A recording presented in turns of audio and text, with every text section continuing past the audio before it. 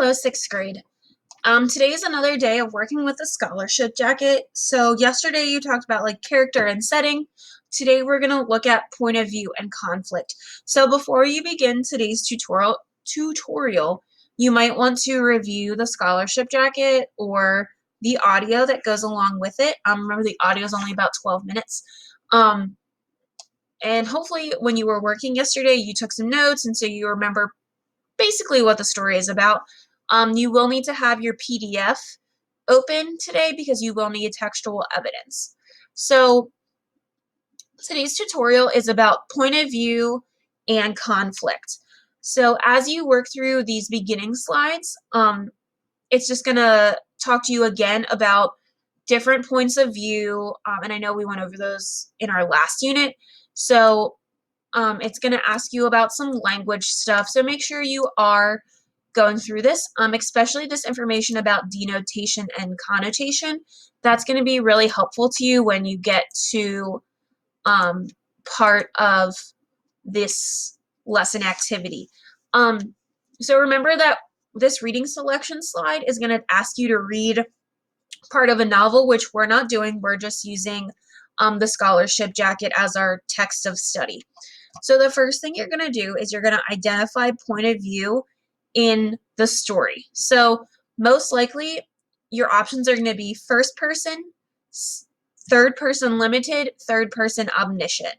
And if you don't know what those are, you should go back and review those. You will also need to give me at least one piece of evidence or quotation from the PDF. So that's where you have to type directly what it says from the PDF.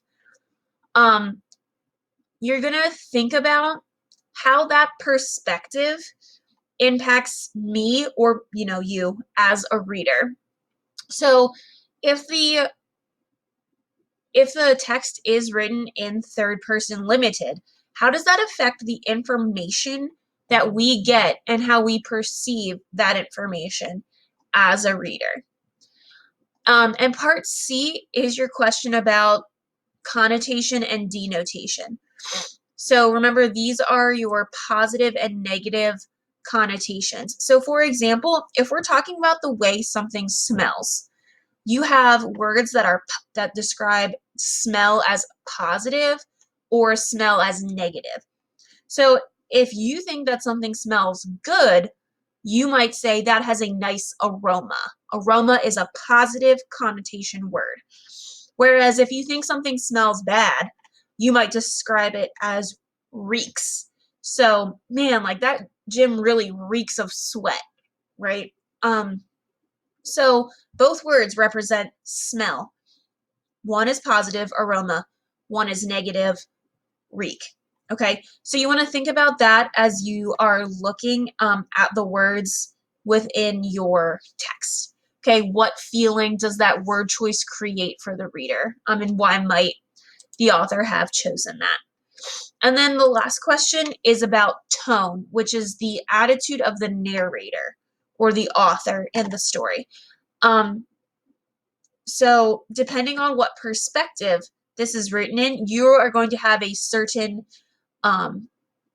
attitude or a certain feeling that comes through the way that the author is writing. Okay, and so do you believe the tone, let's just go with positive, negative, or neutral.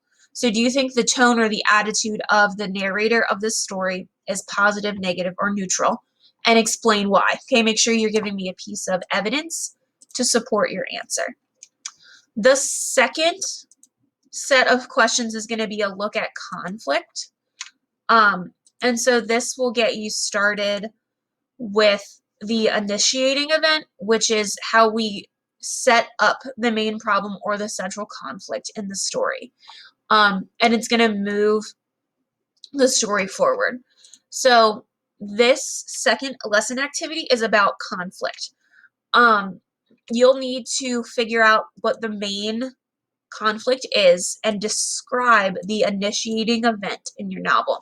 So I'm not sure if you did plot maps or plot mountains with Miss Real, but essentially you want to think about your story as a mountain. So like down here we have the exposition, which is where we explain characters, setting. And then we start to go up the mountain with it. These are your rising action events. That's what you'll talk about in part B.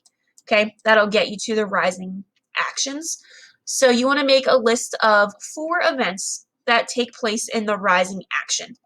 So you can only determine a rising action if you've determined what the climax is of your story. So remember, we're going up the plot mountain, and at the top of our plot mountain, we have the climax of our story. So give me 4 events that would go on that rising action portion. And then what do you believe that central conflict or that climax of the story is? All right, and that will be your work for today. Next week, we will look at, I think, theme and resolution.